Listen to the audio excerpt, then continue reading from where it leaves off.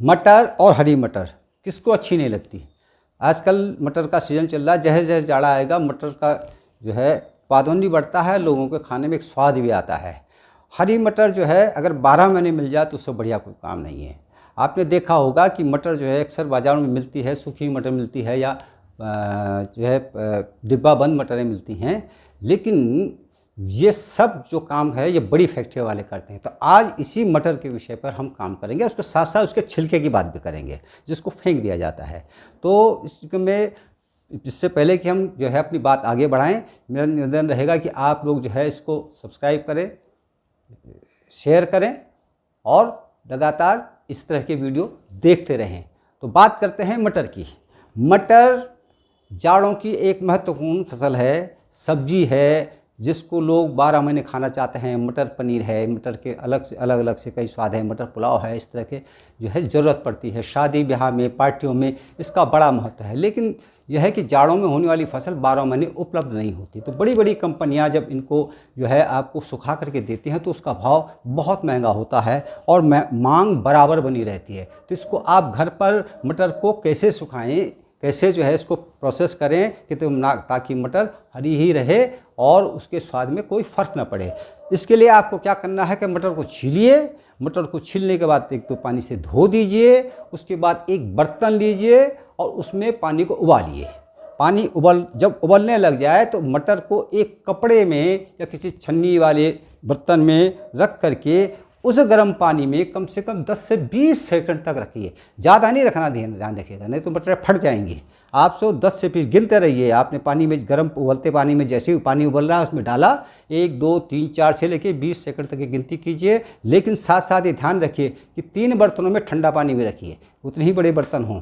जैसे ही मटर आपको 20 सेकंड पूरा होगा उसके साथ ही आप तुरंत उस कपड़े को या उस बर्तन को जिसमें आपने मटर पर छिली हुई मटर रखी हैं उसको तुरंत ठंडे पानी में डालिए, पहले पानी में, फिर उससे निकालिए तुरंत दूसरे पानी में, फिर तुरंत तीसरे पानी। इससे क्या होगा, इससे जो मटर आपने जो छीली थी, अगर उसको छिली हुई मटर को ऐसे ही रख दिया जाए तो मटर खराब हो जाएंगी, यानी वो पक जाएंगी और फिर उसके बाद सड़ जाएंगी। तो आपने क्या किया, उसका गर्म पानी में डाल करके उसका पकना रोक दिया। पकने रोक तो दिया, लेकिन वो मटरें एकदम पिघल ना जाएं, इसलिए उसको फिर ठंडे पानी में डाला। वो मटरें जितनी पकी उसके बाद तुरंत से वो सख्त भी हो गई। बस तो 2-3 पानी में जब वो ठंडी हो जाएं उसके बाद 2-3 पानी से और धोइए। अगर आपके पास चलता हुआ पानी है तो गर्म उबलते हुए पानी में जब आप 20 सेकंड के बाद निकाला तो ठंडे पानी उसके ऊपर नल से खोल करके डाल दीजिए, तो मटरें ठंडी हो जाएंगी। तो आपकी मटर अब 100% तैयार है। अब आपको करना क्या है कि उन मटरों को फैलाइए, उसमें से पानी जो है नितर जाए और पानी सूख जाए। जब पानी सूख जाए तो अब आप इसे पैक कर सकते हैं। अब पैकिंग भी 2 तरह से कर सकते हैं आप। एक तो साधारणतः जैसे प्लास्टिक की थैली में आपने उसको पैक किया तो पैक हो जाएगी, लेकिन दूसरी तरह इस भी कर सकते हैं कि अगर आप एक छोटी सी मशीन वैक्यूम पैक की लगा सकते हैं तो उसमें बंद करके आप उसके अंदर की हवा निकाल देंगे तो ये मटर ज़्यादा चलेगी। अब ये मटर फ्रोजन मटर हो गई। अब इसको जो फ्रिज में रख करके आप इसको बाज़ार में उपलब्ध करा सकते हैं। तो आप ये देखते हैं कि इस तरह से जो बड़ी बड़ी कंपनियां जो मटर बाज़ार को उपलब्ध करती हैं और बहुत मोटे दाम पर, बहुत महंगे दाम पर आपको देती है, उसको आप केवल बिना मशीन के घर पर कर सकते हैं। अब आती है इस मटर के दूसरे पहलू की बात।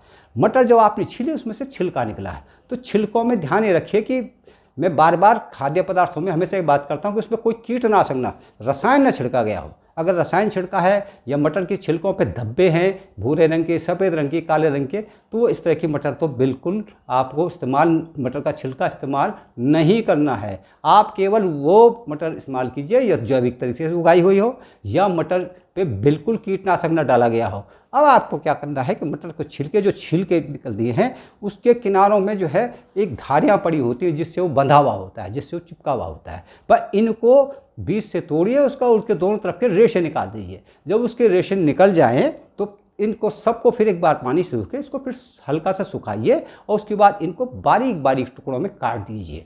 बारीक टुकड़ों में काटने से क्या होगा, एक तो जल्दी सूखेगा, लेकिन इतना सुखाना है कि यह केवल हरा रहे, इसका हरापन उड़ न पाए। बस अगर यह सूख गया इसके बाद आप चाहें तो इसको जिस तेल में आप नमकीन बनाते हैं, समोसे बनाते हैं, उस तेल में अगर आप इसको तल देंगे तो एक कड़क सी नमकीन बन जाएगी। अब आप देखिए कि एक बेकार फेंके गए छिलके से आप कैसे बढ़िया नमकीन बना सकते हैं। और आप अगर बढ़िया नमकीन और उसको और अच्छी क्वालिटी का बनाना चाहते हैं, इसके साथ कुछ जो है वो जो आपने मटर सुखाई उनको भी तल कर इसमें डाल दीजिए, तो मटर की नमकीन बन जाएगी। मटर के छिलके और मटर दोनों ही इस्तेमाल हो जाएंगे।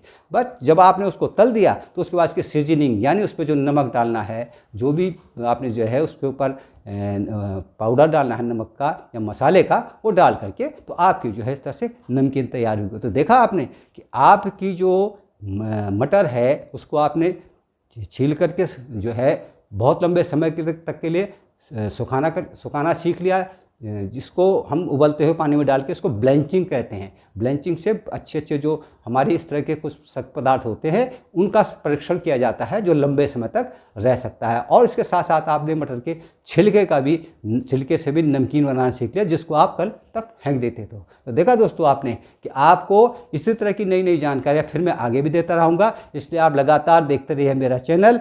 और तब तक के लिए धन्यवाद।